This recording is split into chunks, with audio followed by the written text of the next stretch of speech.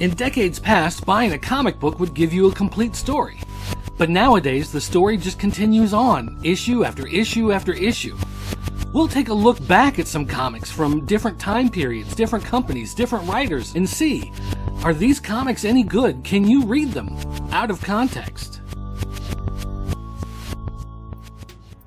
Welcome to Comic Books Out of Context.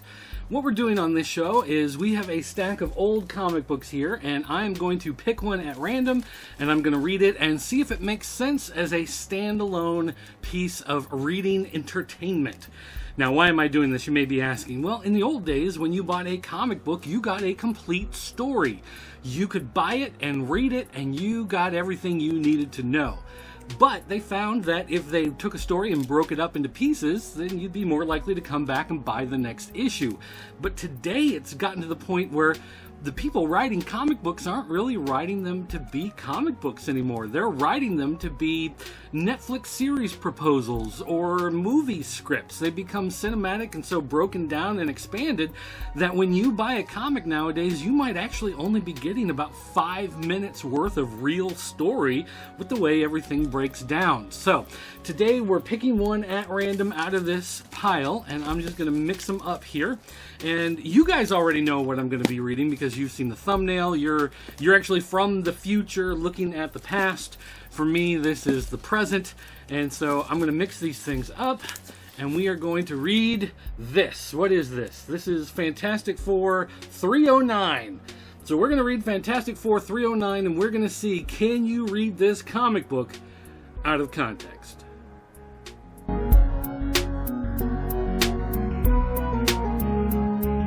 Okay, so now that I've read Fantastic Four 309, the question is this a complete story? Can you read this out of context, not knowing anything about the issues that came before or any of the stuff that's going on in the book, and still enjoy it as a standalone issue?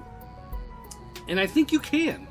Now, to throw out there, this issue is a little funky. There's this character, Fasaud. Yeah, that's right, Fasaud. F-A-S-A-U-D, Fasaud.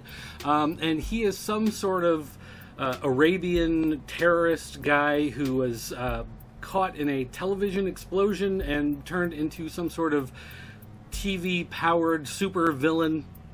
They do a quick recap of it, so not familiar with the character, it gives you enough information to kind of understand he's got television powers, came from this problem that happened, this explosion, whatever, and there you go.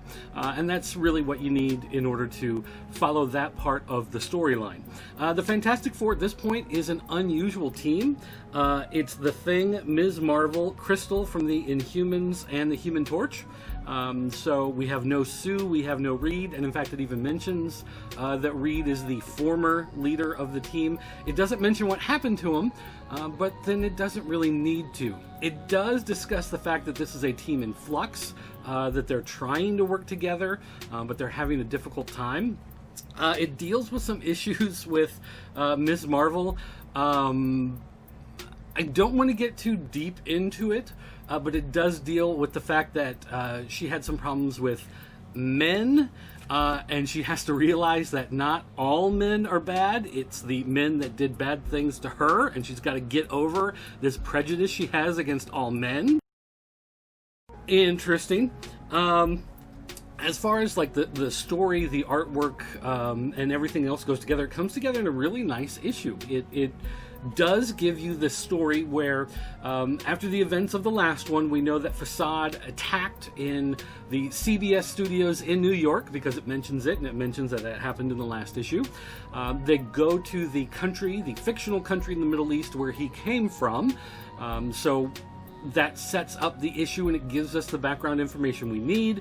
And while they're there, they're taking a tour, they meet the king, they meet the ambassador, they're learning about this country and seeing the stuff going on, and Ben and Ms. Marvel, they realize that there's something else going on here. At the same time, in New York, we've got Human Torch and and Crystal. They are there meeting and having dinner with Alicia. Human Torch and Alicia are a couple here. She even mentions Alicia and Ben used to be a thing, which is the way I remember it. I don't really remember. Anyway, so there's weird stuff going on here. It doesn't quite explain, you know, how the characters fell apart and how these other characters came back together, and all this kind of stuff. But it does enough explaining that these characters are together. These used to be together. Even if you've read the books, I'm sure every single one leading up to this, it's nice to get that recap every so often. You know, these comics that come out every month, even ones that come out every couple weeks, they're not the only comics that you're reading. So it's nice to get recaps of what's going on in the books so you know what the heck is happening, so you don't forget, especially when you have books like Batman, Superman, Captain America, Iron Man that appear in multiple books. It's nice to keep the storyline straight by having those recaps in here that remind you of the actual story. So it does end with a cliffhanger. The cliffhanger deals with the fact of what they uncover in this other country. It's you know, trying to get you to come back to buy the next one. So does it feel unfulfilling that we don't have a resolution to that? Not really, because what we got was a battle in New York with Human Torch and Crystal versus the Facade character, while Ben and Miss Marvel are in his home country trying to uncover this other mystery, and they find this hidden piece of a conspiracy thing going on. So even though not all of the loose ends are tied up, we do have a battle which is kind of the focus of the action of it, and it is resolved. And it's played all the way through to the point where they have to use their heads to figure out how do you stop a sentient TV transmission. Kind of like Shocker, if you've ever seen the movie Shocker, the horror film that came out in the mid-90s. That was Wes Craven, I believe it was.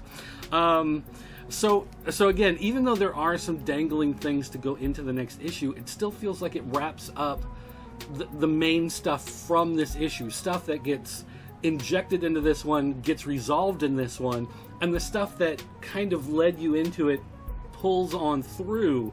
So you have that arc that goes through, but there is stuff specific to this one that works itself out. So this works out of context. You can read just this one and you get a fully satisfying experience reading this one single issue. So Fantastic Four 309 is a comic book that you can read out of context. Thanks for watching, guys. I'll see you next time.